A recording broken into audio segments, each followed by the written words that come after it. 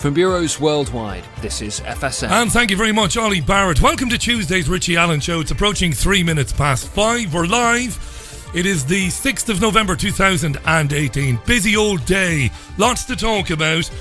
Thanks for joining me. You can tweet the programme right now. It's at Richie Allen Show on Twitter. Couldn't be simpler. Tweet me now. Welcome back to the most listened to independent radio show in Europe. It's your Richie Allen Show.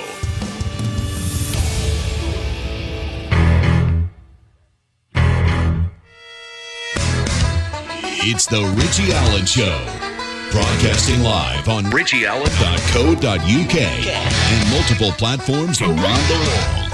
And now, here's your host, Richie Allen. It is a very warm and a very muggy Manchester. It's unseasonably warm this week, apparently. We'll have it for the rest of the week. Very muggy and very warm. Well, I say it again. It is muggy and warm. Very warm.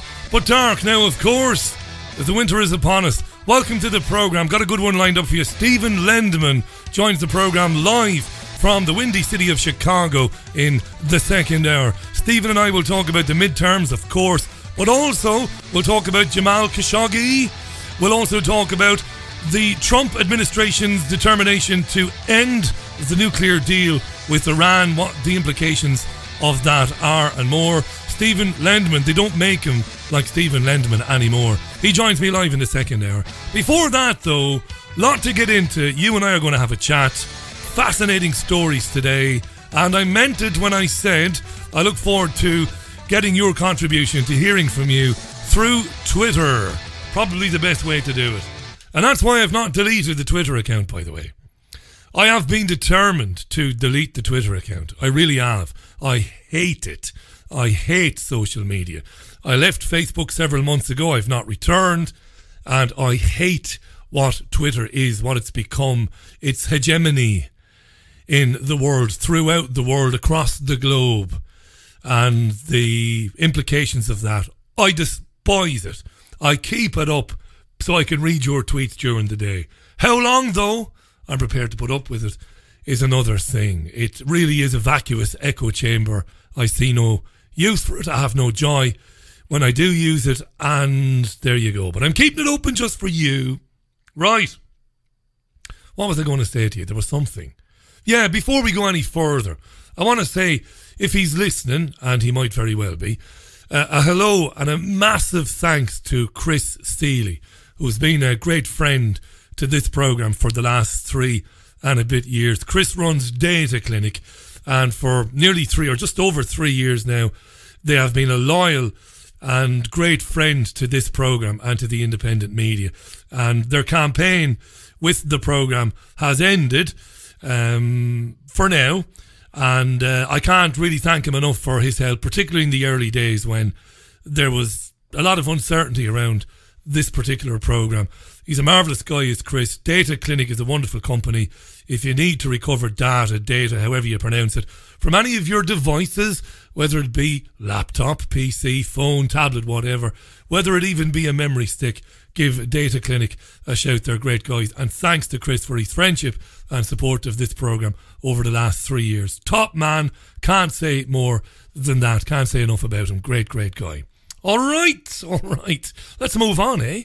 Let's move right on. And, excuse me, we're going to start. It was a bad night for dogs last night, by the way, and for people.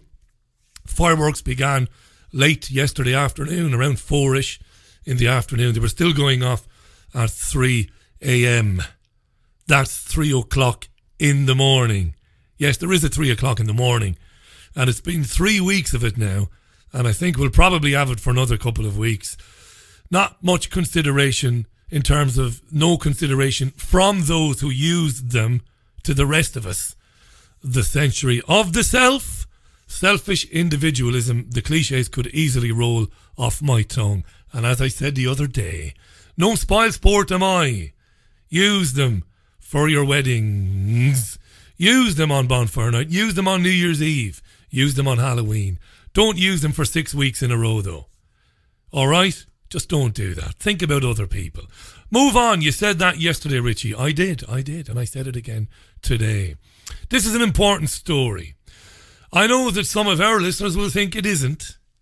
It's a mainstream media story that's distracting us from something else. It might well be, but it's an important story.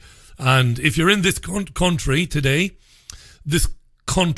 yes, you won't have been able to avoid this story. This is about the 5 men who handed themselves into a police station last night and were arrested then. Easy for the cops, that investigation. They were arrested on suspicion of a public order offence in connection with burning a model of Grenfell Tower on a bonfire. There was a video shared on Twitter, and it showed a cardboard model of the tower being set alight by laughing men.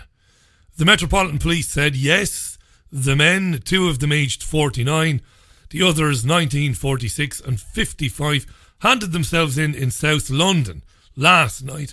Theresa May, the UK Prime Minister, has said the video is, well, it's utterly unacceptable. Here, bizarrely, is a 9-second snip of the men making the video. Help me! Help me! Didn't it start from the 10th floor though? Oh, we should have turned it upside down. Don't worry, stay this way. Yeah, I saw the video earlier on. I'm sure you saw it as well. I think it's been deleted now from Twitter and other places.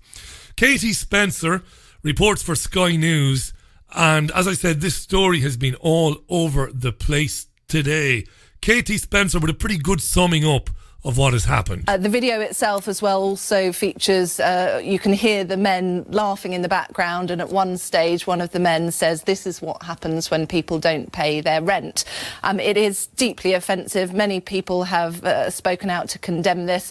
We know the men last night handed themselves into police station, I think a police station in South London. I think given really the attention that there's been on this video, given that also you can make out these men's voices, perhaps they felt that it was safest to really hand themselves in before the police came to them. But so much outrage. We heard from the Prime Minister yesterday, Theresa May, who said to disrespect those who lost their lives at Grenfell Tower, as well as their families and loved ones, is utterly unacceptable.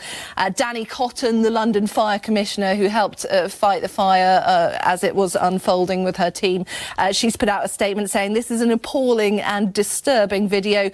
To intentionally use and mock the Grenfell Tower fire in this way will cause deep pain and offence to the bereaved, survivors, the local community and all the emergency services who will never forget that night. It cannot be justified on any level. And Grenfell United, which of course represents many of the survivors and the relatives of those who lost their lives that night, they've put out a statement saying it's a disgusting video. We hope that the police are taking this seriously. Not only is it extremely upsetting to survivors and people who lost family, it's hateful and offensive to everyone that has been affected by the tragic events of that night. It's nasty stuff, there's no doubt about that. We'll talk a little bit more about it, you and I, later, and I do want your opinion on it. And it doesn't matter what that opinion is, share it with me. It's at Richie Allen Show. Talk about it in a minute. Nasty stuff, not funny. Apparently not intended for anyone else to see, though. Does that matter, Richie? Well, legally it might. We'll hear about the legalities of it in a minute. Doesn't make it any better. I would not argue that point. It doesn't make it any better. So what's been said then? Justice for Grenfell spoke out today, and they were represented by Moira Samuels, and she spoke to the BBC this AM. This is Moira Samuels. It's appalling, really. At a time like this, especially when the survivors and the bereaved families are giving evidence that actually people have chose to make fun of, the deaths of 72 women, men and children. I think what matters to us is the fact that actually there are people out there who actually, would feel that this is appropriate, that actually would think that this was funny, would think that actually they could make an effigy of the building and the people in there were clearly brown or Muslim. So I think this is what's appalling us. If somebody made a model of the Twin Towers and did a similar bonfire with, people clinging to the side of it and jumping, that particular horror, the world would be disgusted and utterly horrified. Do you believe that there should be a global reaction to this? Surely there has to be. Yeah, Nicky Campbell is vile, and as a radio presenter he's utterly worthless, and so is the BBC. Surely there has to be a global reaction to this, says Campbell the Goon. What does that even mean? I suppose you could argue that it means the BBC and the UK media will rinse this and then wring it out and get as much mileage out of it as possible. They don't care about the people left to pick up the pieces of what happened 17 months ago at Grenfell. This is pathos. This is bucket loads of pathos. Oh, the poor people. More on that in a minute. Asked about Theresa May's response, Moira Samuels then talks about the rise of fascism and how the rise of fascism leads to videos like the one the men made. And she also talks about the role of mainstream politicians in, I suppose, fostering this rise to the right. Moira Samuels again. Yes, I think that actually she should condemn this. But I think there actually has been such a long, not tradition, there's been a hostile environment, there's been an increase in racism. You know, it's worrying lots of ordinary people, the rise of fascism in this country, across Europe, you know, the racism that emanates from, you know, high-level politicians. These kind of things embolden people. And I think that actually politicians need to be taking this very seriously and realise that actually they have a huge responsibility here. High-profile politicians, who does she mean exactly? Well, you only have to look at people like Boris Johnson. You know, if you look at one of those images on that tower, the person was wearing a niqab. You know, and when Boris Johnson makes comments like referring to Muslim women who wear niqab as looking like a letterbox, that just encourages Islamophobia. This gets us back to the whole issue of freedom of speech, legitimate or otherwise comment. There was an effigy of Boris Johnson burnt recently. What do you think of that? I didn't know there was an effigy of Boris Johnson that was burnt. But, you know, this is we focusing on actually the deaths of 72 people. Boris Johnson, you know, was foreign minister in quite a powerful position. These are vulnerable people. Mm-hmm. You know, there's not an equivalence here.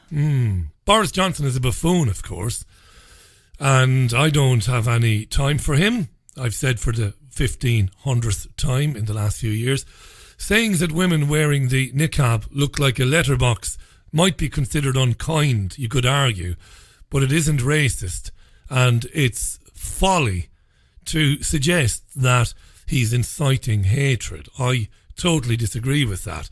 Before we get to the law on this and what the law says, which is very interesting, by the way, I'm always fascinated by the law. Let me get to a few of your comments. It's at Richie Allen Show on Twitter, at Richie Allen Show. You can probably hear in my voice, 3.5 weeks later, I'm still not over this bug, this virus that I had that laid me off for a week. The week before last. I've still got it. The throat is still sore and I've still got the wheezy chest. It's amazing, this. I can't shake this thing. But anyway. Paul tweets, Richie, the stuff in that video is horrible and in bad taste, but how is it a matter for the police? Can you imagine where it leads? What about stand-up comedians like Frankie Boyle who make a living from jokes derived from tragedy or baiting the taboo? And David, who tweets as Cartoon Drunk, tweets about Chubby Brown, and that Chubby Brown's recent stage shows are even nastier than the bonfire clip, and that Chubby Brown, the comedian, was very famous. He's a northeast, I think he's from Middlesbrough. Is he? Correct me if I'm wrong, dear listener. He might be from Newcastle. He has been saying things like the Grenfell fire means that there are less people on benefits, less migrants and stuff like that. And David argues if somebody was to take a video snippet of Chubby Brown and put it online, it would go viral. Yeah. That's a very good point as well. It's at Richie Allen Show on Twitter. At Richie Allen Show on Twitter. Mwinga tweets, it's been a bad week for anything related to the Grenfell Tower tragedy recently after the fraud arrests. Thanks for that. Mwinga. Paul Craven tweets, Richie, it shows the level of dehumanisation that is apparent in today's society. Show a photo of a starving dog, outcry. Show them a photo of a child killed by Israeli snipers, nothing. That's very interesting, Paul, because there is a programme that goes out on RT America, and it's presented by a man called Rick Sanchez. And I saw a snippet of his programme overnight, and he made reference to a number of stories recently in the national US media. Stories about animals, stories about puppy dogs and chickens, news stories now about how dogs, cats, poultry, other animals, how they might be suffering in some way or another. But he made the point that those same news organisations have pretty much ignored the fact that 147 children a day are murdered in Yemen by Saudi Arabia, and they are murdered using US weaponry, UK weaponry, and US-UK expertise. Yet not a dicky bird. That's a very good point. Loads of tweets. Faisal tweets, who could possibly disrespect the victims and survivors more than Theresa May and the rest of the national and local government? These guys are complete arseholes, the filmmakers who burnt the effigy of the tower. But it is also a disgusting level of virtue signalling to make a drama condemning it as a hate crime. It is, of course, Faisal, but it's more than virtue signalling. There's more to this than meets the eye. Andy Newman tweets, the Twin Towers are a different case in point. There were Zionists having a laugh whilst 3,000 people were being killed. That's what the world should know and be disgusted by. Andy is referring to the dancing Israelis, of course. Samantha, good evening. Richie, Theresa May finds this unacceptable. What about all the people in the Middle East who are being killed on a daily basis by the selling of arms by this country too? And not to mention the homeless knife crime. I could go on and on, says Samantha. Thanks so much for those comments. I appreciate them. Now, the law. 5 guys make a video on bonfire night, burning an effigy, and they have images of people, ethnic minorities, attached to the building, and they're screaming about I'm burning and all this sort of stuff. That's the video. It must be hurtful. It must be hurtful to the people that, like I said, are still trying to pick up the pieces of what happened 17 months ago. Nobody has ever died belonged to me in any way like that. I've never had anyone die because of a horrible accident or because of a terrible tragedy or because of a bomb or anything like that. I can't imagine it. And if you see that video and you had a sister or a brother in that tower or a parent, you'd be sickened. And you'd want to grab the fuckers who made the video and smack him around the mouth. It ain't funny. But is it against the law? Have a listen to Nazir Afzal. He's the former chief Crown prosecutor for the Northwest. You might remember him. Troy McClure, you might remember me. You might remember Nazir Afzal because he criticised the PC attitude to the Muslim grooming gangs. That was good by him. He was very critical of the police failure to investigate the young Pakistani men raping girls and the police reluctance to get involved because they didn't want to be accused of racism. He was very critical of that policy. Good man.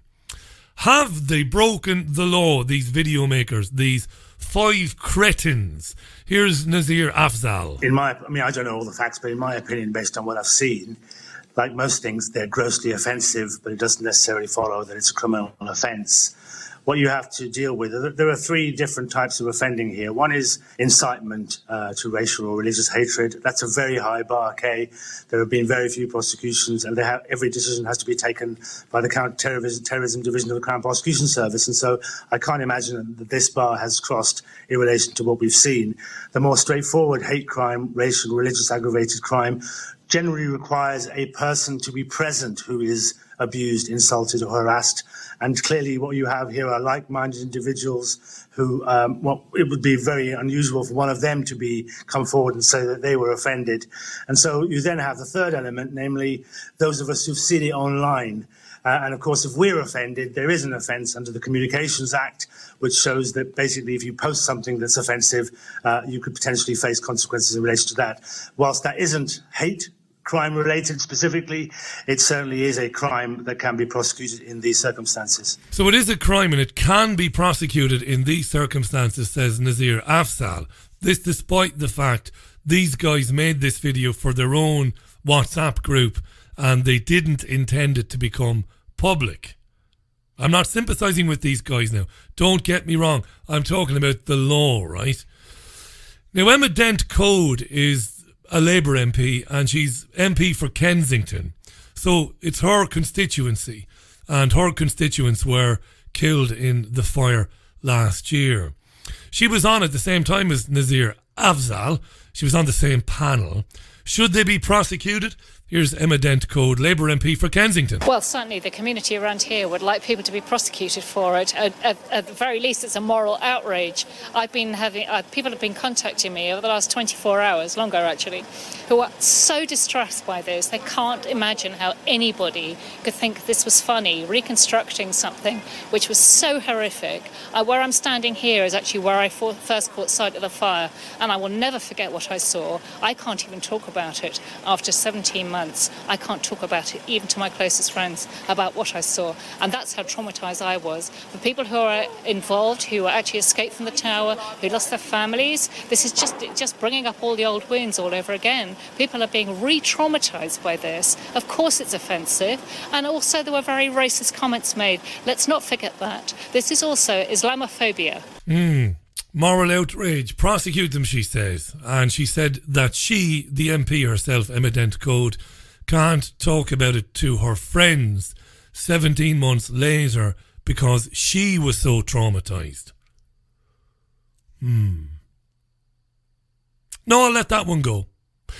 Back to former Northwest Chief Crown Prosecutor Nazir Afzal.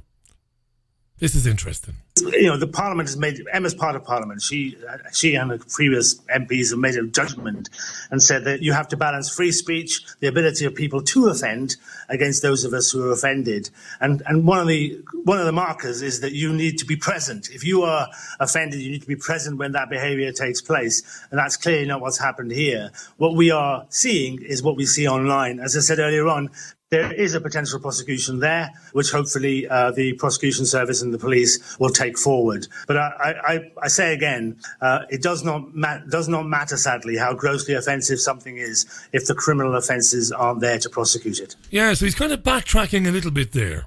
He said that Parliament has made it difficult to prosecute such things, but saying the law is there if the Crown wants to proceed against the men.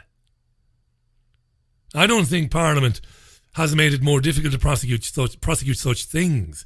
In fact, Parliament and MPs are working very hard to make it easy for people to be prosecuted for saying things that have caused offence. Now, there's a big difference. I know there will be people listening to this who will say there is a difference between what these guys did and somebody saying that they disagree with same-sex marriage, or they disagree with, they don't believe that a trans woman is really a woman, or whatever. They will say there's different levels. They might be right. I'm open-minded here. Tweet at Richie Allen Show. I want to hear you. I'm going to conduct a poll now. At Richie Allen Show. Do you think these guys should be prosecuted for that? Let me know yes or no. And if you have the time, let me know why. So after the, I won't say virtue signalling, after Emma Coad's explanation as to why she feels these men should be prosecuted, she then responds to what Nazir Afzal just said. And to be fair, she then makes a very salient point about the investigation into what actually happened at Grenfell 17 months ago. Labour MP Emma Dent-Coad again. Well, online abuse is still abuse. The comments that were made are horrendous. If we're going to get down to what their intentions were, did these people actually intend to put this message out so that people would be offended? If we're going to come down to that kind of intentionality, then we're really lost. A red line has been crossed. And I may be a member of Parliament. I'm also part of this community. I live just a few minutes up the road. I've also lost people in the fire. I am deeply affected by this, just as many of our community members are. We cannot let this go. These people have been arrested. We're waiting to see if they can be charged. If they're not charged, I really think there's going to be massive disappointment. After all this time, no one has been charged for the causes of the fire. There's a huge frustration out here of the length of time it takes and the very high bar it takes for anybody to be prosecuted. The legal fees which are going into saving the backsides of those potentially responsible is horrendous. We have to draw a line. Very good, Emma Dent Code. That's right. And I would imagine the people who are left behind, those who didn't die, and the surviving family members of those who did die, are wondering what the hell is going on. And many of them believe that the current inquiry will amount to nothing but a whitewash. There's no doubt about that it will. And if you want to know, or if you want to hear the alternative viewpoint about Grenfell and how something like Grenfell can be allowed to happen, how those buildings can be allowed to deteriorate in the way they were allowed to deteriorate, check out Mark Windows, an old pal of mine who's been on this programme before. He's done a lot of work on this, and you can find out what he's been saying and listen to his programmes if you go to his website, windowsontheword.net. That's windowsontheword.net. He's done a terrific amount of work on it, talking about regeneration and social cleansing agendas. And Agenda 21. And it's excellent. It's dot connecting, really. There's a lot more to this than a building became dilapidated and became a fire hazard. There are people who stand to gain a lot if these buildings are demolished and cleared away or burnt to the ground. And we're not saying for a minute that anybody set that fire on purpose. Not at all. Nobody's saying that. But that these things can be allowed to happen. Not necessarily with the intent to kill anybody, but for reasons around social engineering, social cleansing, regeneration, gentrification. Check it out, windowsontheworld.net. These are the questions that are more salient than whether or not we should prosecute the 5 guys who made the video. That's in my opinion anyway. And I want to hear your opinion. It's at Richie Allen Show. Tell me, do you think they should be prosecuted? Do you think there's a case to answer there? Do you think that it's a rotten, lousy thing to do, even if they didn't mean anybody to see it, to make a video laughing at this when the people are still looking for justice, the people whose family members were burned to death there? Paul tweets, I don't think they should be prosecuted. I think they should be forced to meet with the relatives of the victims and answer any questions they may have. They deserve to be made to feel uncomfortable for what they've done. Andy says, name and shame them, but leave it at that. They have been named and shamed, Andy, haven't they? I think the Daily Mail newspaper today published the names of the men. I do believe that. Hi to Ben Dimmo, by the way. How you doing, Ben? Thanks for tweeting that video about the dancing Israelis. I'll give it a retweet there. And not that means many more people will see it, by the way. Rob tweets that burning the tower on the bonfire is already a psyop for the public to argue about. No, it's not, Rob. It might be. I don't want to contradict you. It might be. It goes far deeper than that. There is an agenda that wants to pave the way for anything to be shut down if it is deemed to be causing somebody offence somewhere, whether that person is in Timbuktu or Outer Mongolia. There is an agenda to homogenise the internet,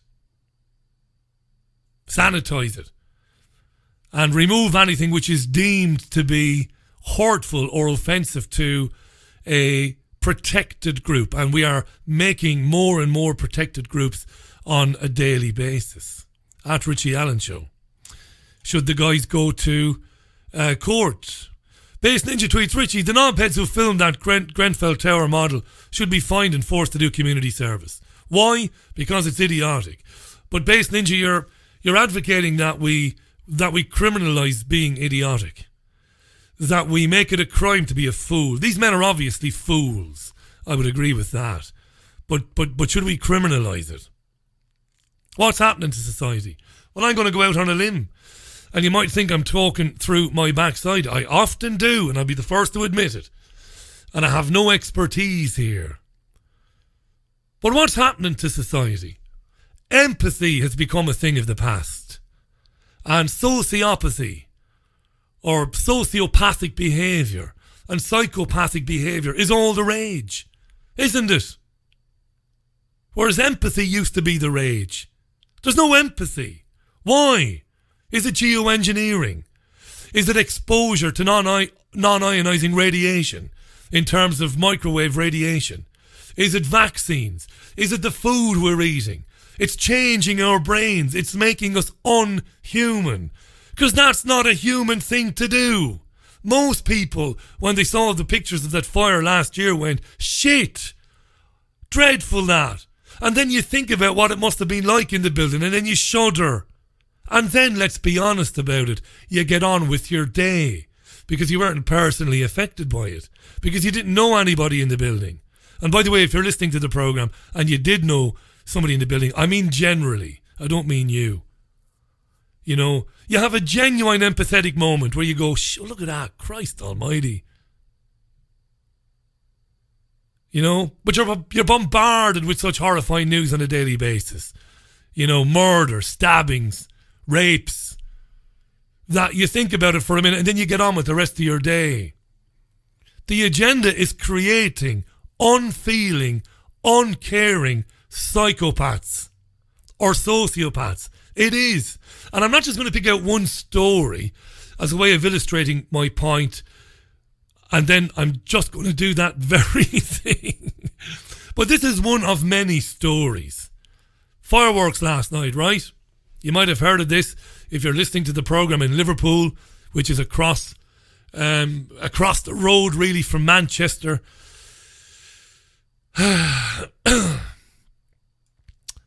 There's an army veteran and he's homeless, and he was in Liverpool last night, sleeping rough, minding his own business, and a youngster put a lit firework in his pocket and said, "Have a sparking good night, mate."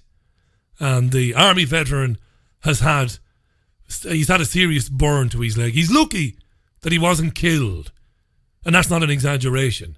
He put a lit firework in his pocket. This fucker then walked away and thought it was funny. Could have done catastrophic damage to the homeless gentleman. And apparently it's one of a series of attacks that have been reported across the UK against homeless people over this Halloween bonfire night period. How do you get to that stage in your life? There's videos all over the internet of homeless people being murdered in Eastern Europe, filmed by the murderers. How do we get to that? Are you going to say to me, Richie, throughout history there's always been arseholes. There's always been bad people. Really? To this extent? The vast majority of people, I used to think, walking down a high street, they saw somebody who's sleeping rough and who's asking for food. I used to think the vast majority of people would think the first thing that would come into your mind is, God help him. God help him. And the second thing is, if I got a couple of quid there, I'll buy him a sandwich and I'll buy him a cup of coffee. Put a fucking firework in his pocket. And it happened in other places around the country as well. And there are videos online of people kicking homeless people unconscious in Europe and then stabbing them to death. Why? Why is this happening? It's because the humanity and the decency is being squeezed out of people all over the world, in my opinion. And I'm no psychiatrist, I'm no psychologist, I'm no expert on medical matters, let alone matters of the mind. But what else can it be? Who does that? Who thinks it's funny? And I don't believe they should be prosecuted, these dickheads, by the way. But who thinks it's funny to reenact people screaming in a building that's on fire in London last year? Somebody devoid of empathy and pity and sympathy and respect for their fellow man. And I'm not turning into Mary Whitehouse here. Amy Winehouse. I'm not turning into Mary Whitehouse. You know? It is the middle-aged thing to do, isn't it, historically? Blame everything on the generations coming behind you. I don't do that, because it ain't just them. It's not just young people. It's middle-aged people. 30-somethings. It's older people. Compassion gone out the window. See it everywhere now. I talked about it last night, and I talked about it before. You see it all over the place. People don't care. There's never been so much contempt in people for their fellow man. Such a lack of tolerance for them. Humanity is gone. Throwing fireworks into the pockets of homeless people. Laughing at people who are trying to get justice for the people who they lost in that fire last year. You're making excuses now for these people. Am I making excuses? Maybe I am.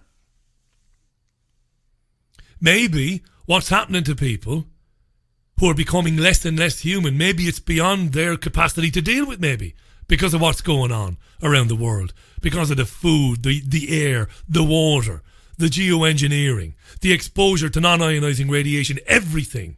It's turning people inside out, maybe. It's not doing it to me. Not yet. Is it doing it to you? Do you find yourself giving a shit less about people? Do you find yourself despising people? Do you find yourself completely turning away from people, turning off people? Do you find that's happening to you? You know? Guy went out to fight for his country. At least that's what he thought anyway. Of course, he wasn't going to fight for his country. He was going out to fight for the Rothschild banking dynasty and murder brown-skinned people in the Middle East. But he didn't know that. It's not his fault. And they spray a load of shit on him. They give him stuff that he doesn't even know he's taking. They expose him to horrors in the Middle East. And then he comes back and he's on the street. Nobody gives a shit. And what's your reward then for believing all that bullshit and killing people overseas? Well, your reward is people who put a lit firework in your pocket and try to fucking kill you. Because when they find a kid who did that, they should do him for attempted murder. There's no faux outrage here. Absolutely feeling that.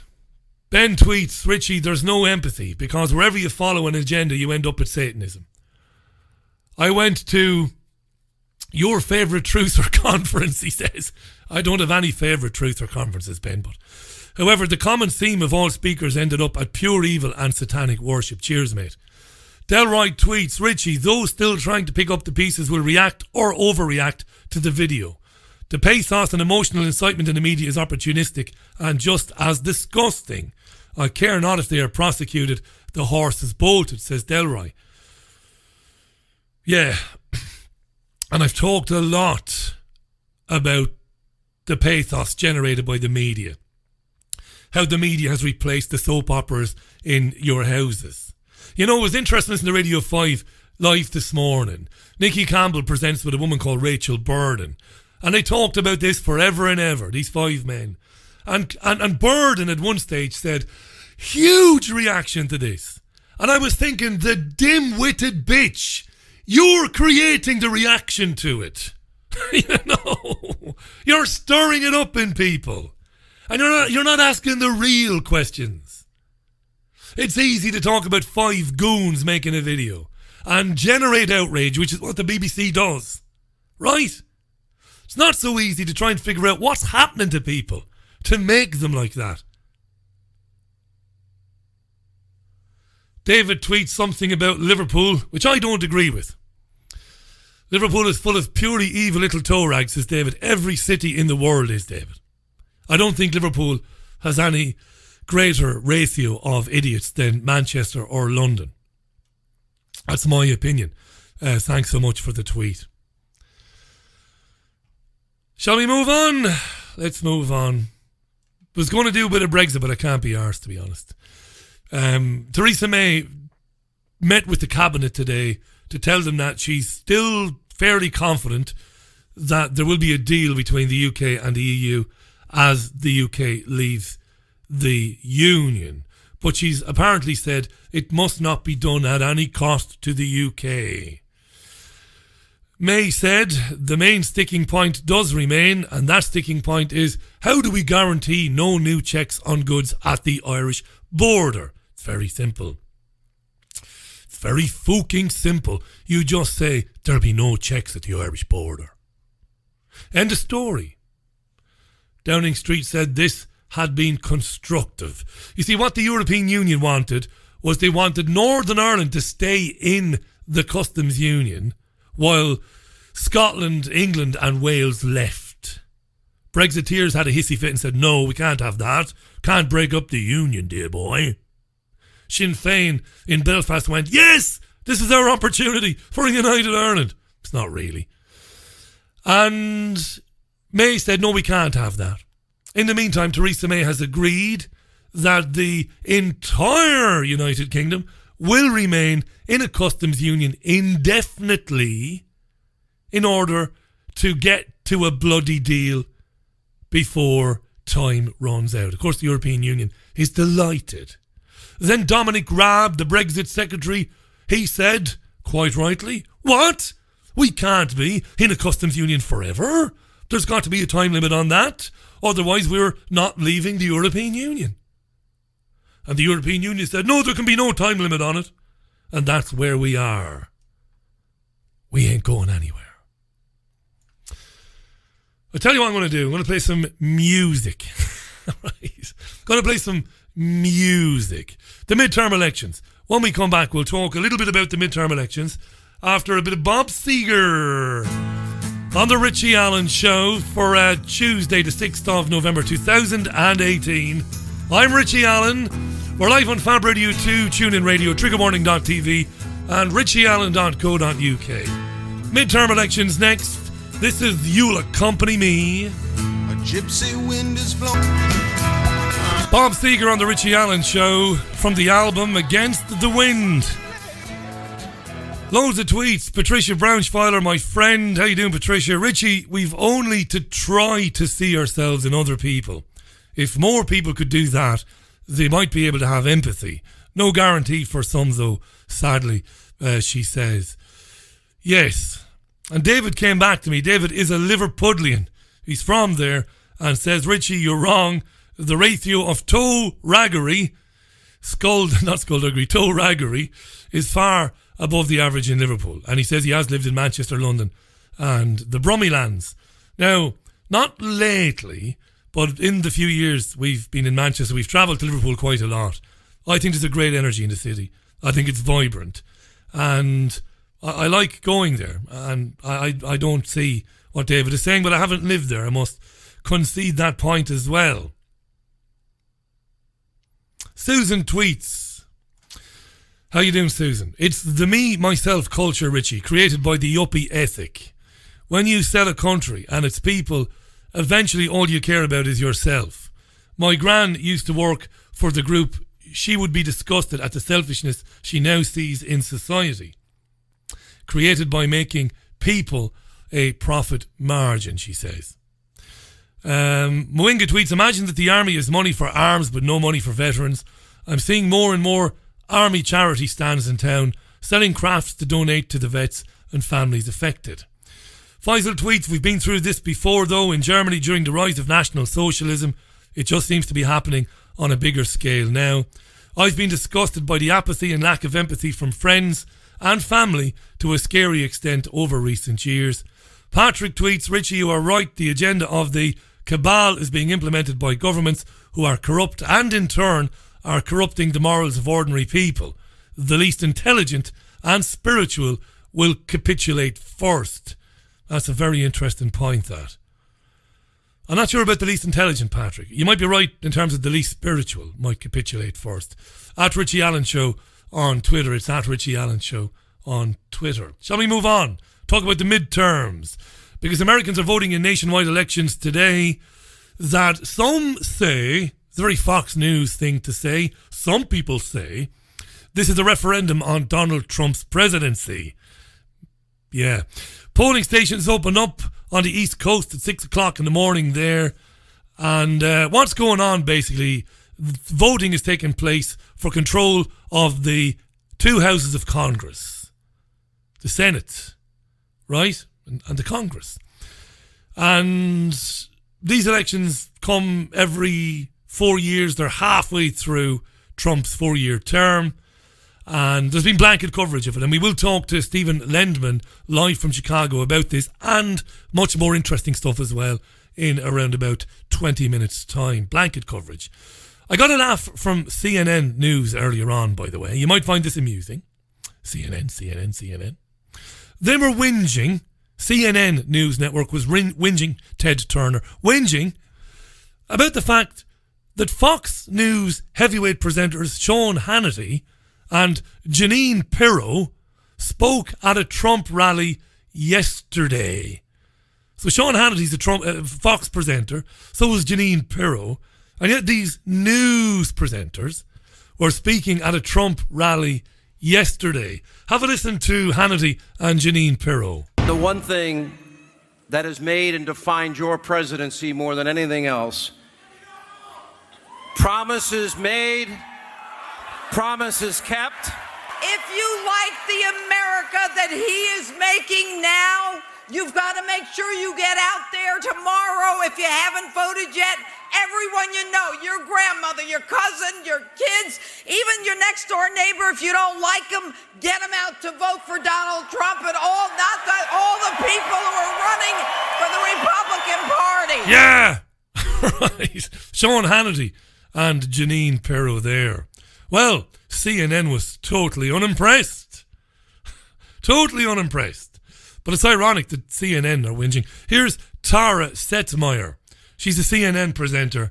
Not happy at all that Fox presenters are basically speaking at Republican rallies.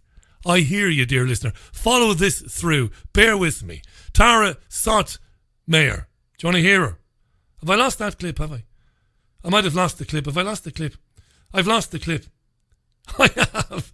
Anyway, it doesn't matter. The clip is of a bunch of CNN presenters and reporters decrying the fact that it is an outrage that Fox News presenters can basically get away with that. I might have the clip. Bear with me because it's quite interesting. I don't want to. Let's see if we got the clip. Have we got the clip? I have the clip. I just didn't load it properly. Let me just do that. It'll take me a second there. There you go. Live radio and all of that, you know. Live radio. That was a nice bit of padding there.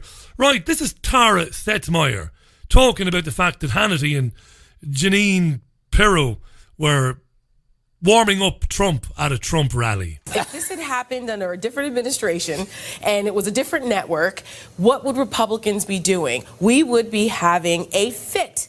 It's about the bias in the media and how this is so inappropriate and everyone's in bed with everybody else and how can we expect any kind of fair coverage. But now we have an entire major news network that has become a state propaganda for this administration. It's completely inappropriate. Sean Hannity was being advertised as showing up as the campaign special guest. He said, no, I'm actually just doing an interview. Give me a break. I watched part of it earlier tonight. He got called up on stage by the president. I mean, it was completely inappropriate, and they're living in another world over there. Yeah. Of course it's outrageous.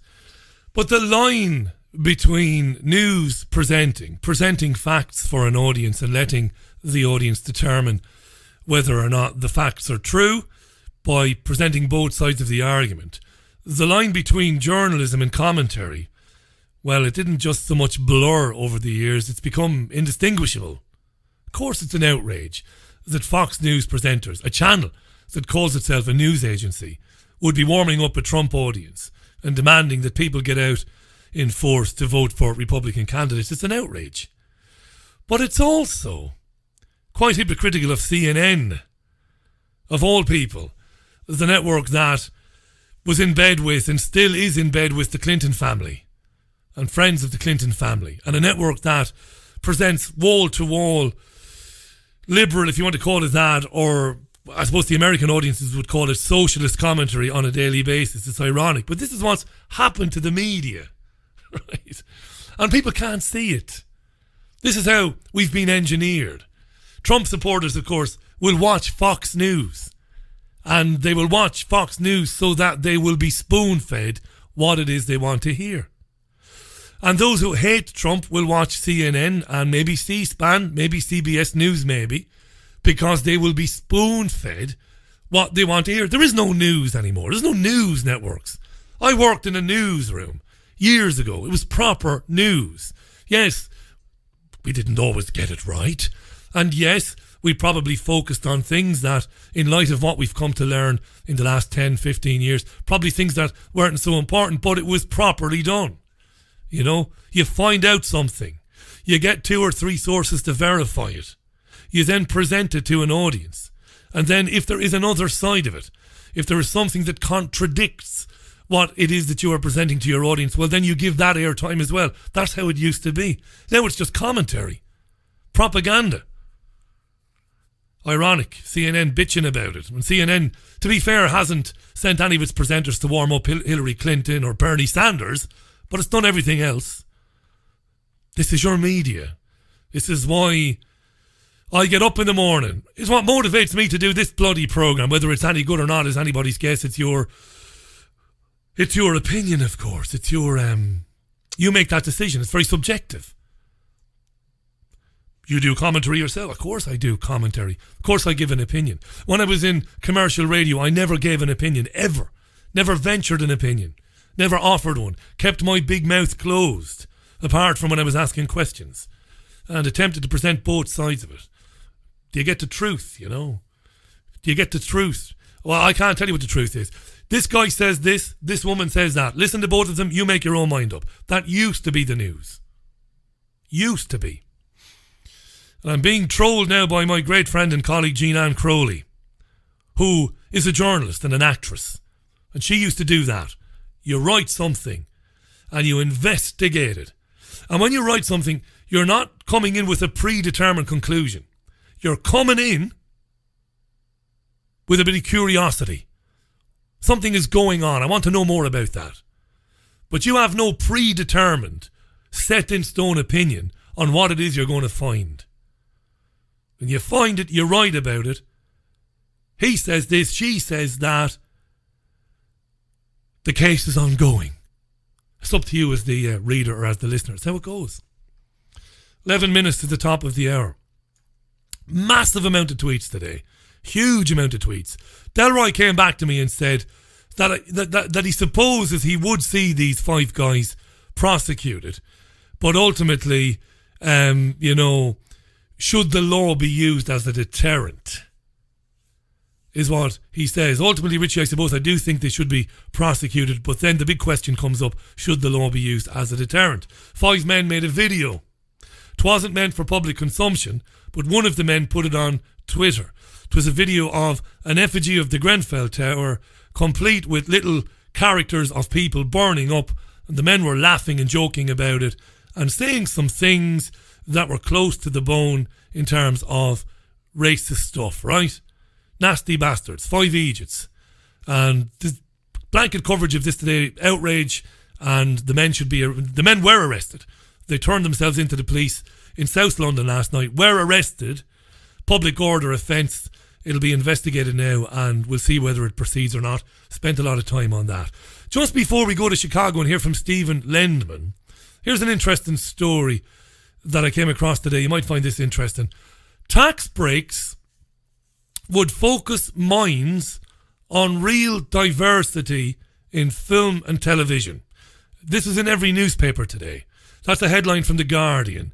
Tax breaks would focus minds on real diversity in film and television. This is about giving tax breaks to films specifically where those behind the camera, where there is a greater representation of people with disabilities, people from ethnic minorities in general.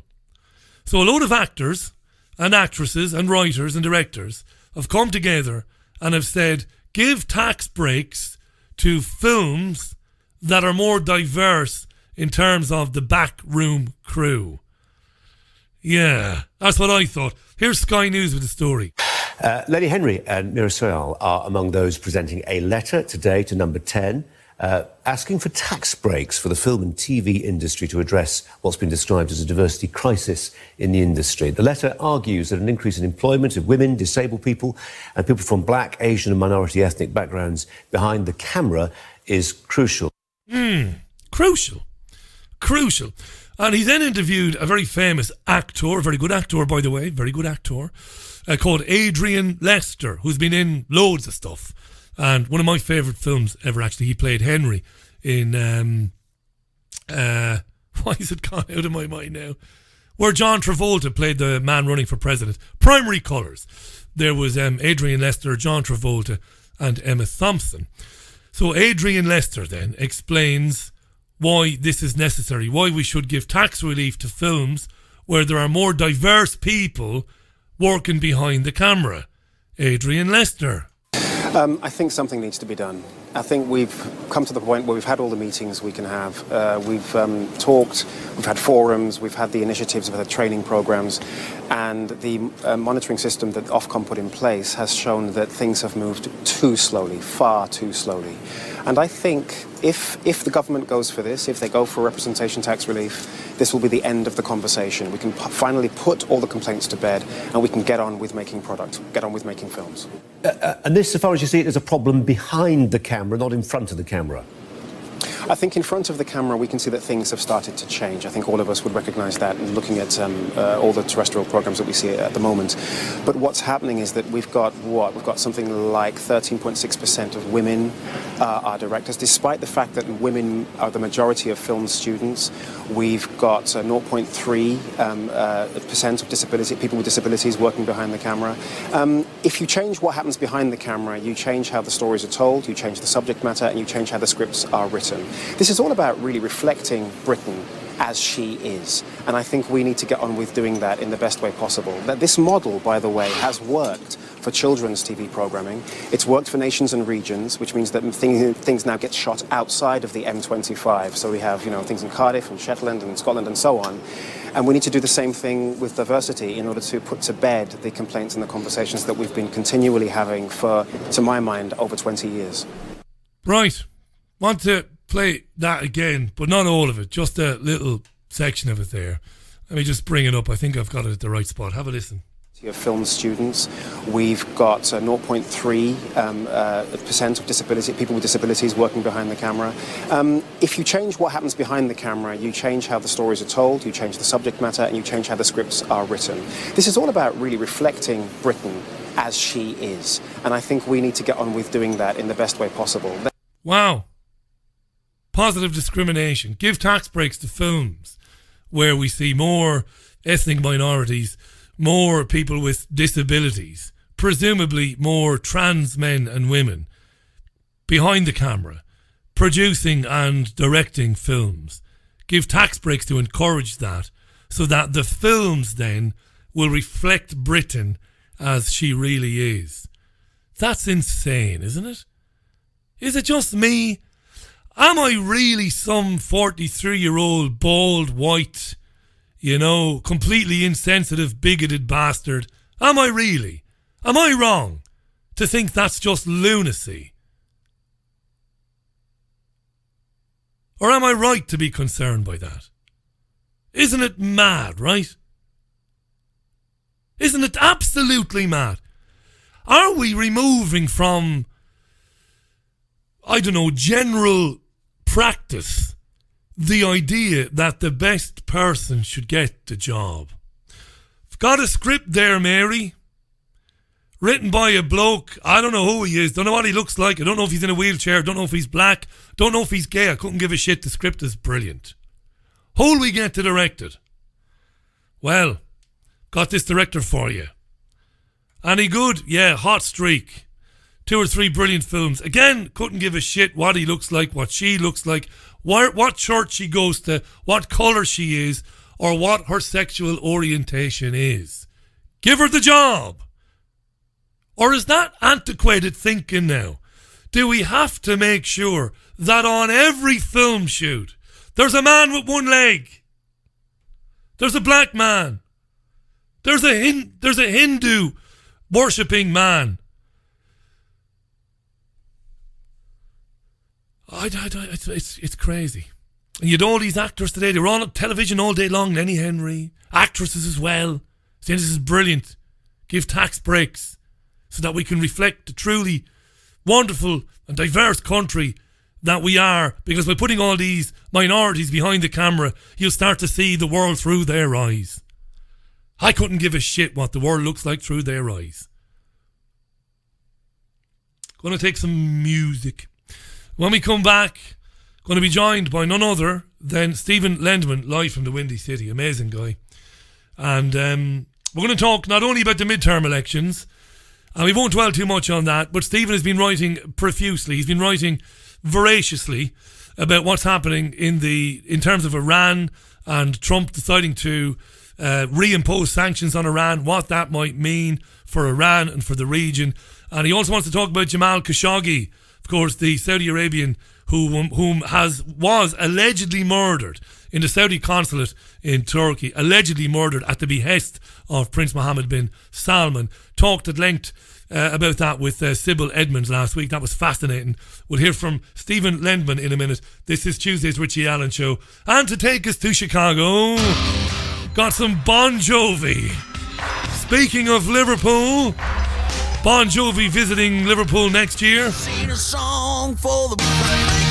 Music from Bon Jovi there. And it's My Life on the Richie Allen Show. It's fast approaching 10 minutes past the hour.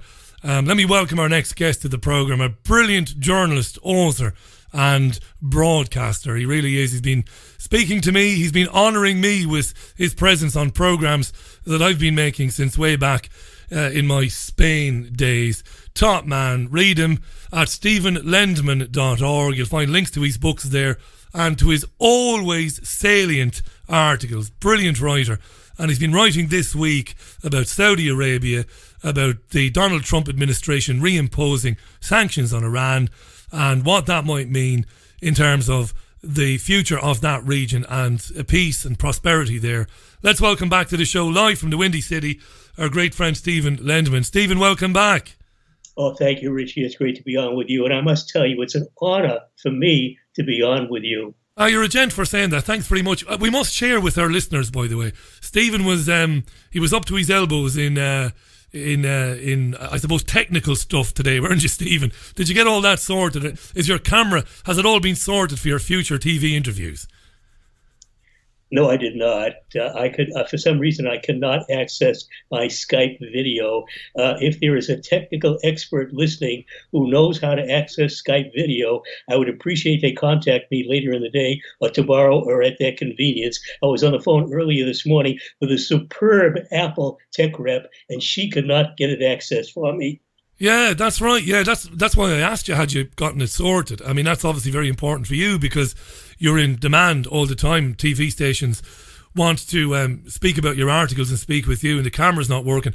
Yeah, I was speaking with Stephen today, and there was an Apple tech on the line to him, and they couldn't get his camera to work on his Skype. If any of our listeners know anything about that, contact Stephen through his website, stephenlendman.org, if you've got a quick fix there.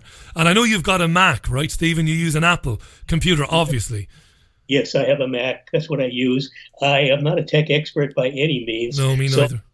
When I get in trouble technically, I need somebody with tech expertise to help me. Yeah, you and me both, my friend. Yeah, whenever anything goes wrong here, I get an engineer to come around. Paul from Fab Radio comes around to do it.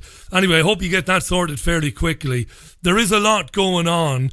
These midterm elections, before we talk about the more important issues and the more pressing issues of Iran and sanctions, these midterm elections have been labelled a referendum on Trump's first 2 years in office. How do you feel about these midterm elections, Stephen, and their importance? Are they important?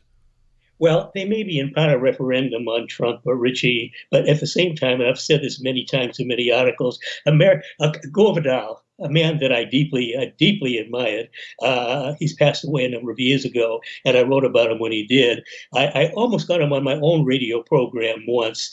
He was old. He wasn't doing very much of it anymore, and I couldn't get him on. I've read a number of his books, but he was right on the money, saying America is a one-party state, and he gave it one of two names, either the money party or the property party, and I just took off from what he said, and indeed it's a one-party state. I call it duopoly governance. We have two extremist right wings, and they take turns controlling Congress and the White House. So in that respect, it really doesn't matter at all who wins, except for one thing.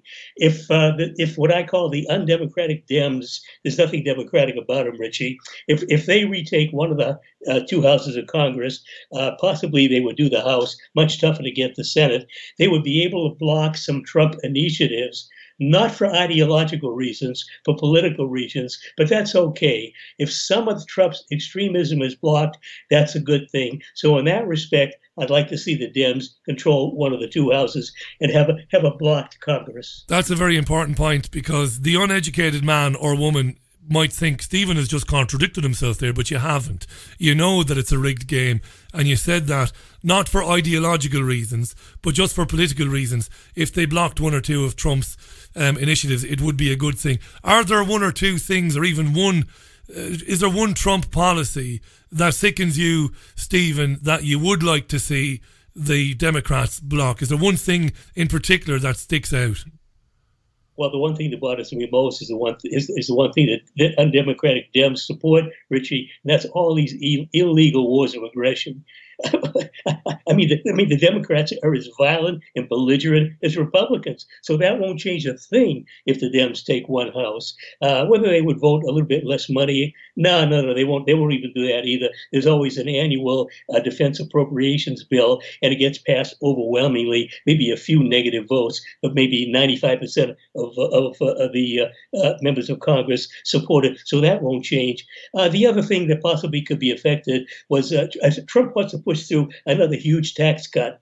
I think the Dems will block that, and that's a good thing. Yeah, because it'll be a tax cut for people who don't need a tax cut, right, Stephen? That's right. The people who are super rich, the multimillionaires and the billionaires, they're the ones who benefit from Trump's tax cuts, and ordinary people, they get nothing. At most, they get crumbs. When you go back and look at Trump, this is really fascinating stuff. Folks, Stephen Lendman is our guest. Delighted to have Stephen back on the programme. Stephen, when you look back over the years, even before Trump ran, before he announced it, go back many years, Trump was a very noted critic of wars of intervention and, you know, imperialist excursions overseas. A huge critic, way before he announced his candidacy. And then when he did run, he doubled down and said it was outrageous that the US was, interfering in countries overseas and killing US soldiers and all of that. Now, admittedly, when he ran, he did say that if he got in, that he would tear up the Iranian deal. But again, that kind of runs counter to what he said years ago when he said things like he would have, done a better deal, and I'd love to be dealing with the Iranians. I can get on with anybody.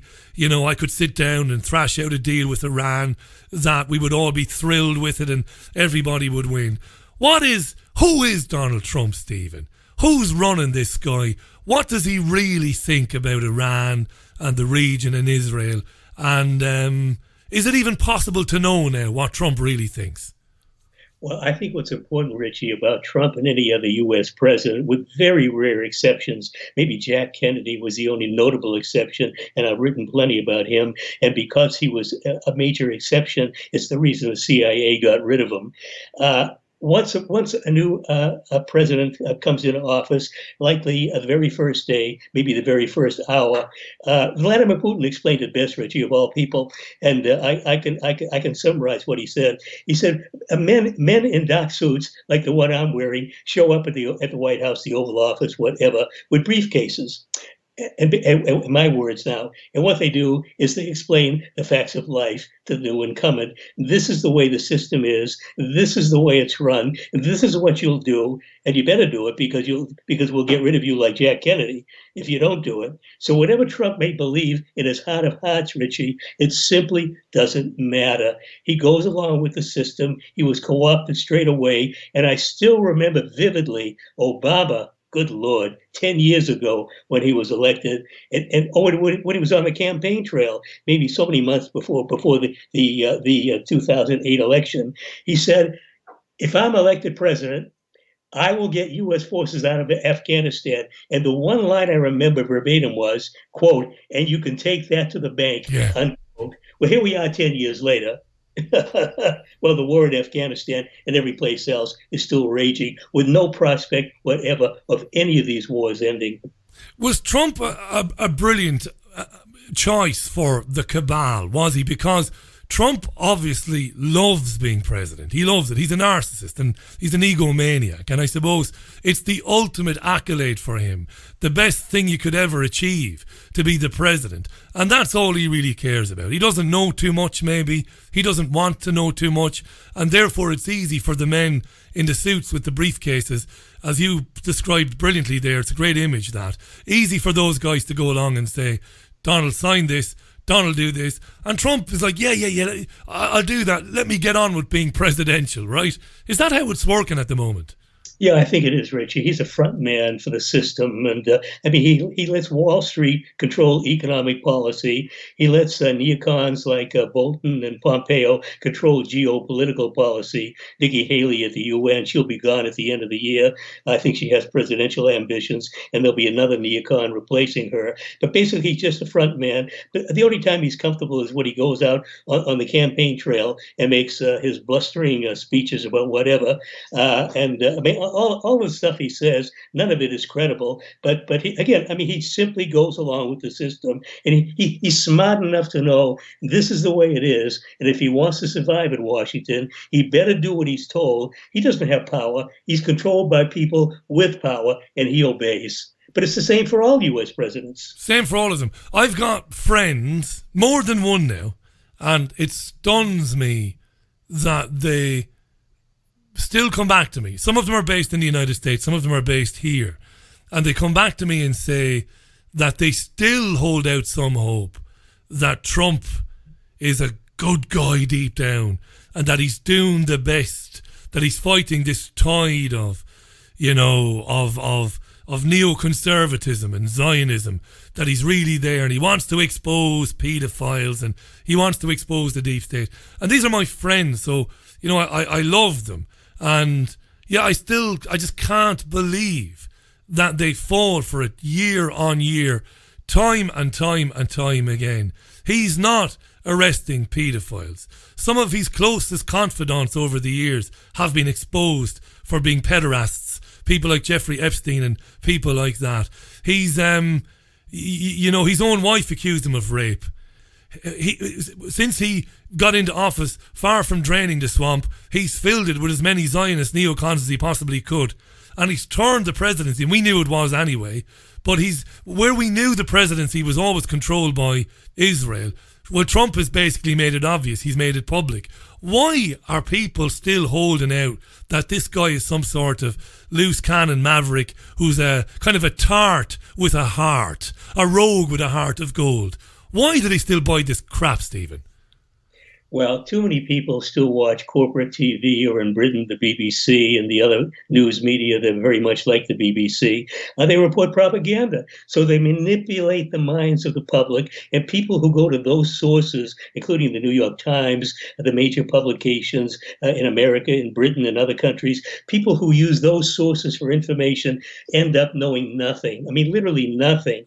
And I always tell people one thing, especially important: completely ignore what politicians say, follow only what they do. Well, it's pretty obvious what America is doing. It's waging wars in multiple theaters. I mean, just raping and destroying countries continuously, mostly since 9/11. Same whether an undemocratic Dem or a Republican is in power. There's no difference. This stuff goes on. Government also serves privileged interests exclusively. Ordinary people are screwed in the West. Britain, America, France, Germany, it's all the same. Ordinary people haven't got a chance. But if people would just watch what these politicians do and forget about what they say, they would have a better idea of what's going on, and also spend time away from the major media. My feeling is ignore them entirely and go to the alternative media, the sources like you, Richie. There are lots of good alternative sites, video, audio, in print, on the internet, and anybody can access them. If they spend 15 minutes a day, that's all. They would simply know, they would know enough to realize they're being conned, they're being harmed, their governments don't support them, their governments are hurting them, and maybe they'd have a different point of view. I haven't voted in many years, Richie, because there's nothing to vote for. Yeah, you and me both. 2002 was the last time I voted. That was in a general election in the Republic. I shouldn't say the Republic. I was chastised for that, quite rightly. In Ireland, I voted for a Sinn Féin candidate, and I voted for a Workers' Party candidate in Waterford in the election in 2002. Stephen Lendman is our guest, stephenlendman.org. This sort of writing, folks, is on its way out. It really is. You know, I talked about journalism earlier on in the monologue and the importance of it. It's a brilliant independent writing by Stephen. Just before we talk about the JCPOA, the Iranian nuclear deal agreement, and we're going to talk about that imminently, just a quick question, a quick answer. Trump's administration is, pound for pound, dropping more bombs than the Obama administration and the George W. Bush administration. Is that true, Stephen? Oh, unfortunately, it's very true, Richie. Yeah. It really is astonishing. A guy who railed about throwing away trillions of dollars. I mean, he's throwing away more money than Bush, Cheney, and Obama. And if he ever gets 2 terms, he may throw away more money than those 2 regimes combined. And they were around each for 8 years. He may do in 8 years what they did in 16 years. It really is disgraceful. And just slaughtering innocent people. And the idea of Trump being upset about what's going on in Yemen. Well, I wonder if he even knows that Bush Cheney began the Yemen war in October 2001. So the war has been going on almost as, I think, at the end of October. So maybe a few weeks after Afghanistan. That I think it was the 6th of October 2001 that Afghanistan began. So 2 or 3 weeks later, the war in Yemen began. It was drone war, and the war with Saudi terror bombing went on earlier. Then it stopped, and then it began again in March 2015. And the idea that only maybe 10 or 15,000 Yemenis have been killed is an absolute disgrace to the people who've been eliminated. I think easily hundreds of thousands of Yemenis have been killed by war, by deprivation, by starvation, by untreated diseases. I repeat it again, hundreds of thousands. In one of my articles, Richie, I quoted a UNESCO report that said 1 Yemeni child under age 5 is dying every 10 minutes. And if you annualize that, which I did, it came to over 52,000 children under age 5 alone since March 2015, times 3.5 years. What about all the others in Yemen? That's why I say hundreds of thousands of Yemenis have perished from this war, and the media, including RT, I'm sorry to say, is still reporting the falsified information like 10,000 Yemeni deaths. Yeah, they are. And I saw your article and I read that figure and I did a bit of digging around, because much as I genuinely love you, and I'm not being sycophantic, you're an old school journalist. And if I catch you out printing something that isn't true, Mr. Lendman, I'm going to ask you about it. But of course, I don't catch you out because you don't print what isn't true. And I was stunned, and I mean stunned, to see that the figure you gave there about a child under 5 every 10 minutes is accurate. We're talking tens of thousands of children. And, you know, so many people listening to this wouldn't be aware of what went on in Yemen pre-2015. But a brilliant analysis to talk about the Bush-Cheney connection. It's an outrage. And I agree with your criticism of RT, by the way. They have a presenter called Rick Sanchez, who, to be fair to him, he was expressing complete outrage over the last 24 hours that, a couple of hundred at least Yemeni children are dying every day. And yet the US media seems to be fixated on stories about animals. Not that it's not serious when animals are harmed, of course it is, we all love animals, but to focus on mistreatment of animals so constantly because it tugs at the heartstrings, and not to talk about the fact, Stephen, that children, heads are being separated from their bodies by bombs to the tune of more than 150, I think it's 200 a day if you add up your figures. It's mind blowing. And now you have Trump saying we're going to sanction Iran, reimpose sanctions, and Hassan Rouhani, the Iranian leader, is saying, well, it won't affect us because we'll find people to buy our oil anyway. And you wrote a very, very serious and a very worrying article called "Are Trump Regime Hardliners Heading for War on Iran?" because you think that this is the beginning, like the pretext for what will eventually be a serious war with Iran to try and change the government in Iran, presumably at the behest of Israel. You really believe this, Stephen? Well, I certainly hope that isn't the case, Richie, but it is very, very possible. There's no question that the U.S. has wanted regime change in Iran since the 1979 revolution. In the 1980s, they put Iran up against Iraq, wanting both countries to destroy each other. Well, they certainly did a lot of damage, maybe killing around 1 million people, but they didn't destroy each other. Iran is still around nearly 40 years later, but the Trump regime, which is what it is more belligerent against Iran than all of the other U.S. administrations. It really is shocking and extremist, and the sanctions are absolutely unconscionable. But I believe Iran will get around them mostly. But the sanctions, Trump and his hardliners want to beat down Iran from the sanctions by destroying the economy. I think it will not work, and if it doesn't work, then maybe they'll try something more extreme. Either another try at a color revolution, which has failed dismally in 2009, and then a couple of tepid attempts after that also failed. There might be a more aggressive attempt made, but if all these things fail, there's a pretty good chance that there would be a war. And if there's a war, my question is, will Russia intervene to protect its interests the way it did in Syria? And if that happens, could there be a confrontation between America and Russia? And if that happens, could we see a nuclear war? I don't think that'll happen, but the possibility is really there. It's there, and it could happen by accident, Richie, and that is very, very scary. And if it happens, who's going to stop it? And what will happen if it doesn't get stopped right away? We could all be dead. Yeah, if it doesn't, of course, it would escalate and escalate. And the Netanyahu regime, let's call it what it is it cheap, and is it just a throwaway line to say that it's in complete control of Donald Trump? Am I being unfair in saying that? Is there any individuality left in Trump and his administration, or is it completely being manipulated by Tel Aviv?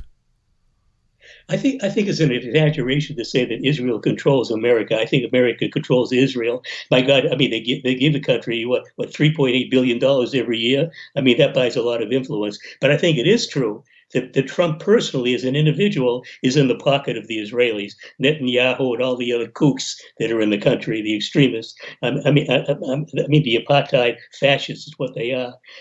One of the lines I use in one of my articles is that Israel is run by fascist or Zionist ideologues, fascist extremists, and religious fundamentalists. And it's true. These are the people running Israel. Of course, it's an apartheid state. It's a vicious state. And I think Trump is in their pocket. But Israel is in the pocket of America. But they're really allied for the same objectives in the Middle East. Israel wants to be the regional hegemon. America wants to be the real regional hegemon, with Israel as a junior partner. I mean, America has got, my goodness, America has got, Israel is a powerful country, and it's got nuclear weapons, but it's a tiny country. It's got a small budget compared to America. So America is the powerhouse. America is the one calling the shots. But they're both allied for the same objectives. And how much of a setback has the situation in Syria been for the plans of these lunatics? Because I know you and I have spoken about this before, but it bears discussing time and time and time again. It seems that the Assad government is in a very strong position now in Syria, obviously because of the Russian support, but it seems to have nearly rid the country, or 85% or 90% of the country, of the Saudi Israeli US-backed head choppers that they named ISIS. And that would appear, obviously, you don't have to be a genius to figure out, that's put a bit of a spoke in the wheel of the neocon kind of Zionist agenda. But how much of a spoke in the wheel is it? By how many years could this maybe have set them back, Stephen? Well, America never quits, Richie. I think there's no question that Syria and Russia outsmarted and beat America at its own dirty game in Syria. But at the same time, America can keep the war going. It can still bring terrorists in cross-border from Israel, from Jordan, from Turkey. Turkey is no ally of Syria. And I don't know how Putin gets along with Erdogan. I mean, I'd never want to be in the same room with the guy. I mean, he's a fascist despot, is what he is, and he's waging war in northern Syria.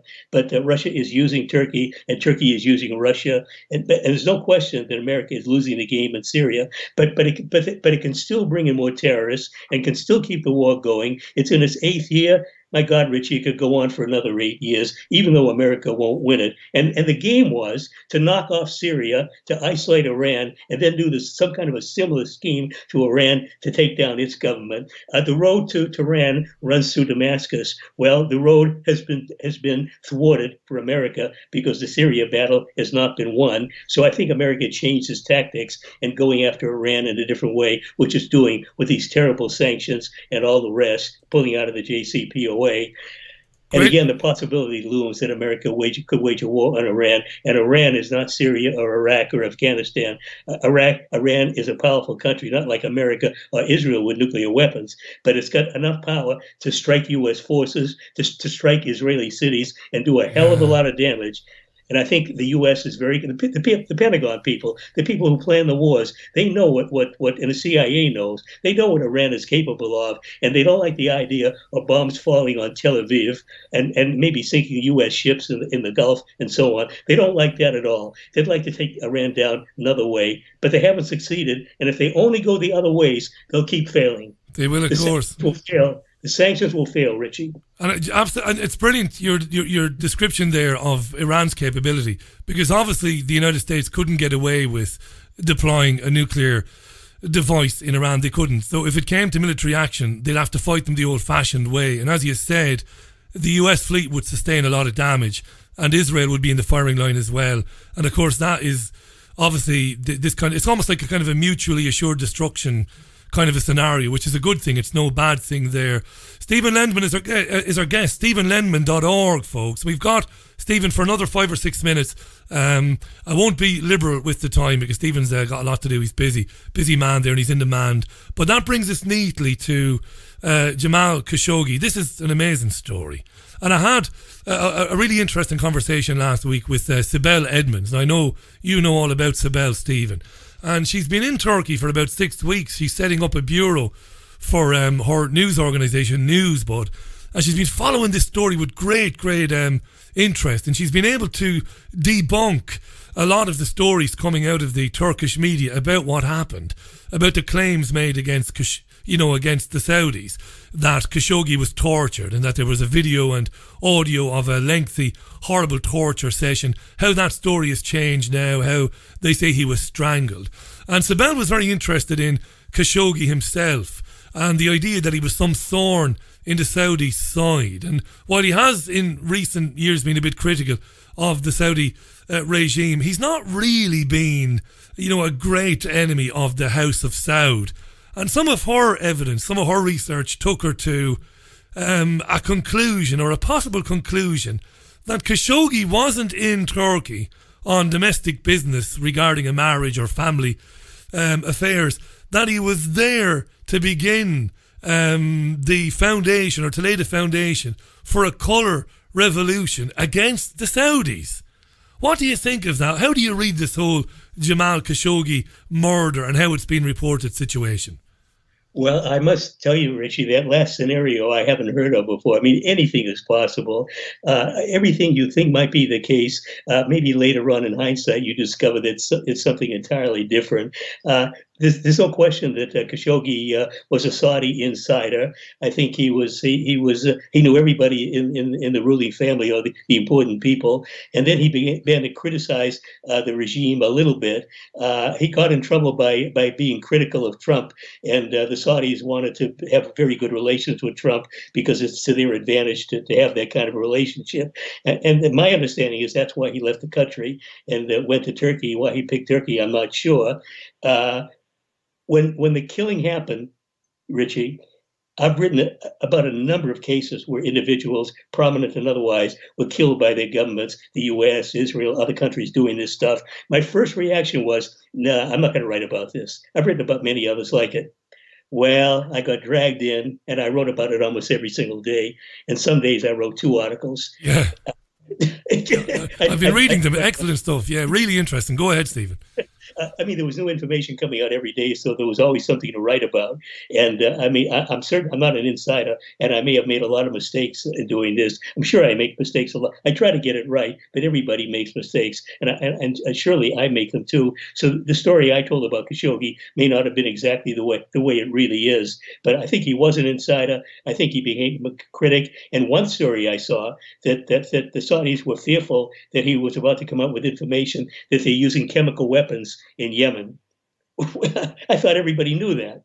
Using chemical weapons in Yemen and Syria, or at least getting them to terrorists who are using them. I wrote about this years ago. Yeah. So why that should be a reason for killing him? Maybe the Saudis ought to get rid of me for writing this kind of stuff. That's right. That's brilliant. And Sibel was really looking into that. You know, she didn't buy this idea that he was taken out because of his...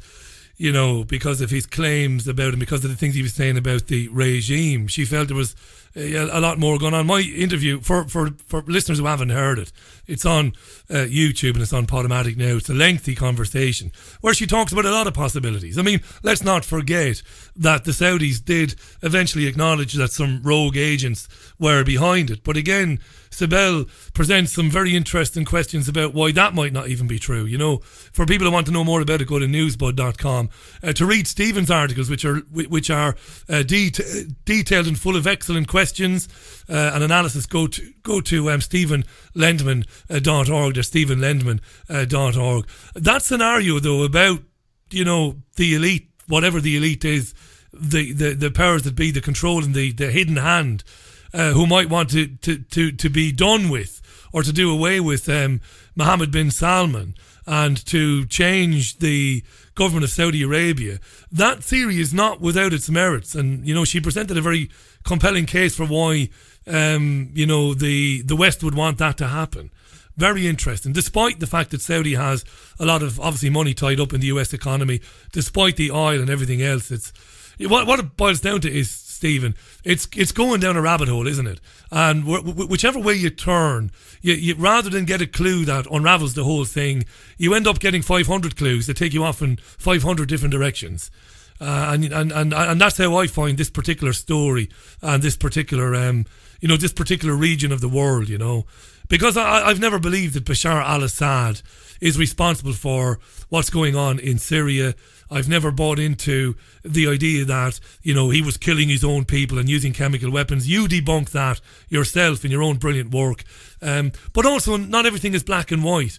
And, just because Assad is not responsible, it doesn't also mean that Assad is a great guy and he's a benevolent man and that he's some sort of really lovely ruler either. Not everything is black and white, Stephen, is it? Oh, no, absolutely not, Richie. But compared to most of the rulers in the Middle East, Assad is very much on the side of being a good guy as opposed to a bad guy. But the story about Syria is it's America's war. Just like all the wars in the Middle East and most everywhere else, America has got its dirty hands in. And there's no question that Obama began the Syria war in March 2011. The so-called anti-government protests, they were all staged by the CIA or the National Endowment Endowment for Democracy or other U.S. Agencies involved in this thing. That's what it was. And the people that are fighting this thing, before even America got in with Britain and France and a few other NATO countries terror bombing the country. I mean, the terrorists, ISIS and al-Nusra, the Al-Qaeda offshoot. These people were recruited by America and other NATO countries, the Saudis, the Jordanians, Israel helping these people. This is the kind of stuff that went on, using these cutthroat killers to kill Syrian civilians and Syrian soldiers. So Assad is obligated to defend his country and go to war against these people. But it's a good thing Russia intervened. As we know, Richie, if it didn't happen, Syria would have fallen already. Absolutely spot on, that analysis. And I'm going to ask you a final question. You can take as long or as short as you like to answer this, as much time or as little time as you need. Final question. It's a depressing question because the resources of the neocon Zionist banking cabals are limitless. And you talked there about them playing the long game. And that's my big concern. You brilliantly analysed that they could let this go on for 8 years, 9 years, 10 years. It's a long game. Therefore, is the result predetermined, Stephen?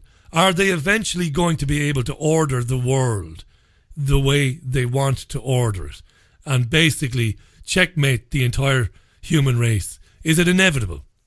Oh, boy, what a question. What a question. I don't think anybody knows the answer to that, including the smartest people in Washington or New York or wherever they may be in America. There's no question that America wants to dominate the world. It wants to control the main resources, oil and gas, other precious metals, all kinds of things. Wants control over those things. It wants controls over people. It wants these things, but it's got competition. Countries that don't want America to have this kind of control. And it's got some powerful ones, the main ones being Russia and China, both nuclear powered. And it was amazing, a year or so ago, maybe even less than that now, it came out that Russia has more powerful super weapons than America has.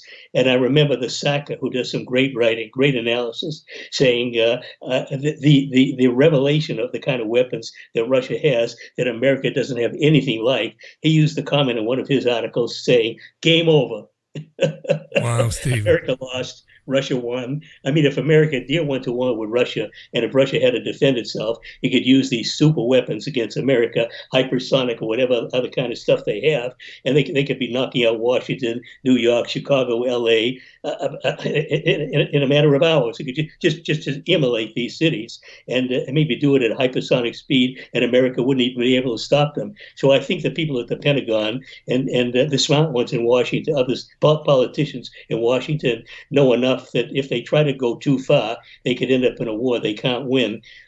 If they try to do, I think if a global war happens, Richie, I think there's a greater chance it would be by accident than design. But there's a great chance it could happen by accident. And if there's a war between nuclear countries, I still remember what the father of America's nuclear navy said in testimony before Congress around 1983, Hyman Rickover. He said when countries go to war with each other, they use every weapon in their arsenal they need to use to win. So if two nuclear-powered countries go to war with each other, if they need to use them to win, they will. And if there's a nuclear war, Richie, you and I won't be on air together ever again. It'll be curtains for everybody. Stephen, brilliant stuff. Thanks so much for coming on again today. You never let us down. You always come on when you're asked on, despite the fact you've got loads of requests from media organisations around the world and in the Middle East. StephenLendman.org, folks. Journalism like this is dying out. I mean that. I'm not paying lip service to that. Brilliant writing, Stephen. And thanks again. And folks, by the way, if you are an expert, if you know a lot about Apple, Mac or iMac computers and why, if you use Skype on an Apple, why sometimes the camera might not work, drop Stephen a line through his website, help him out there, because Apple's own people couldn't help him out today and he needs that sorted ASAP. Contact Stephen through the website StephenLendman.org. Love having you on, Stephen. You know you're welcome anytime. Thanks again. Oh, Richie, thank you so much. Again, it's a great honor to be on with you. You are one terrific host. You're a gent, Stephen. Hope you get that sorted quick, the cameras. Thanks again for today, and bye for now. The brilliant Stephen Lendman, live from the windy city of Chicago, with brilliantly briefed analysis, second to none. And we'll have Stephen on again in the very near future. Great guy indeed. Right, the old voice is going. I said that earlier on. It's been 3.5 weeks since I was properly ill. Since I became properly ill. With a proper flu. No man flu. Proper flu. And the fucking thing just won't go away. The sore throat and the chesty cough. I've been coughing a few times. It's great because when I ask a question, I can turn the fader. I can put the fader down and cough. I can't shift this thing. I can't. I've avoided all mainstream medicine and all of that. I just can't get rid of it. It's not going to get any worse. I know I'm coming out of it, but wow, is this thing difficult to shift? And I'm not the only person. I've heard from a lot of people who've had this bug and it's stuck around for 3 weeks or a month and nightmare. Patricia was back on to say, Richie, nuclear war is a frightening thought, especially considering this statement. Trump's comments, the officials said, he asked at one point, if we had them, why can't we use them? And if Trump did indeed say that, yeah, absolutely. Reminds me of a Stephen King novel called The Dead Zone, which was turned into a film with Christopher Walken, and I can't remember who played the president. Was it Martin Sheen? Was it? I can't remember, but he was another yeehaw, kind of Yahoo type, trigger-happy type president. And look, I don't imagine there's going to be any deployment of nuclear weapons on Trump's watch or on anybody's watch for the near future. That's what I want to believe anyway. That's what I want to believe, you know, because it's game over. Game over, isn't it? It's game over. The minute somebody throws one of those things at somebody else, it's game over. I had an email from Lucretia. Now, Lucretia, genuine email, and I've synopsized it. She's expressed grave disappointment with me as a presenter, saying that I never, ever take the side of the minority, and that I don't appear to ever have any compassion for the feelings of others, and that I'm hell-bent on this free speech thing, and that I never take the point of the person who's being victimised. First of all, Lucretia, thanks for listening to the programme. And if that's your real name, and thanks for your email. And you're referring to the fact that I wouldn't prosecute the morons who made the video burning the effigy of the Grenfell Tower. I wouldn't. But by saying that I wouldn't prosecute them, I'm not condoning their behaviour. Christ, no.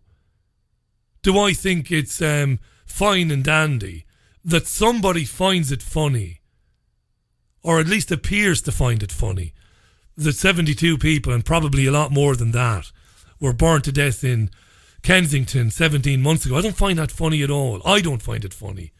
And I don't think it's all right that people find it funny. But I've said 1,000 times, what can you do about that? You'd never have enough room in your prison, in your prisons, plural, in this country or any other country, if you were to lock people up because they said things that you found unpalatable, or they did things that you found unreasonable, or if they did things that you found hateful or grossly offensive. You'd be locking people up every 30 seconds. You'd be bussing people off to an institution. You can't lock them up for it. Now, I'll probably be proven wrong, because as Nazir Afzal, the former chief Crown prosecutor for the Northwest, said earlier on, and we played the audio, there is a pathway by which, or through which, the Crown can prosecute these guys for a hate crime.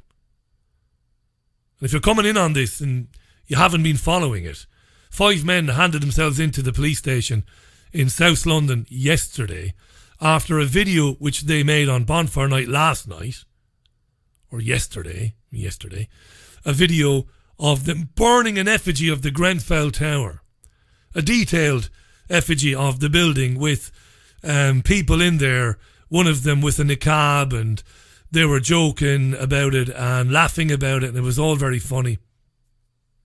And there was some undertones, some sinister undertones to it in terms of what they were saying. It's not nice, is it? Why would you do it? I wouldn't do it. And by saying that I don't think the men should be prosecuted, I'm not saying that people should just do stuff like that. I spoke at length about empathy disappearing from society. empathy is on the way out and sociopathic behaviour and psychopathic behaviour is on the rise. And I know nothing, and I can't substantiate what I said with facts, but I suspect that geoengineering, I suspect that exposure to non-ionising radiation, I suspect that our water and our food and the deterioration in quality of those things, our addiction to the internet, our addiction to social media and the impact that that might be having on us, all of those things might be driving the humanity out of people, and not just young people. And I know I said this earlier on, but I want to finish on this note tonight. The humanity is being driven out of people deliberately. That's why a bastard puts a lit firework into a homeless man's pocket in Liverpool last night. You don't do that because, well, it's just a simple explanation. He's just an evil little bastard. No, it didn't just happen in Liverpool. Attacks on the homeless over the last 24, 48 hours. Where is it coming from? Why are people like that? Because geoengineering, the toxicity of heavy metals, the food, the water, the radiation, addiction to brightly lit screens in the form of tablets and mobile phones, collectively is changing us spiritually, physiologically, and it is removing our natural inclination to empathise and to sympathise with our fellow man and woman. It's been driven out of us. I'm not making excuses for five morons who don't care. I mean, the fact that the video got out, even if they made the video for themselves, one of them leaked it on Twitter. The fact that they wouldn't think for a minute, well, if somebody who lost somebody close to them at Grenfell saw that video, it might hurt them. It's bad enough that they can't get answers.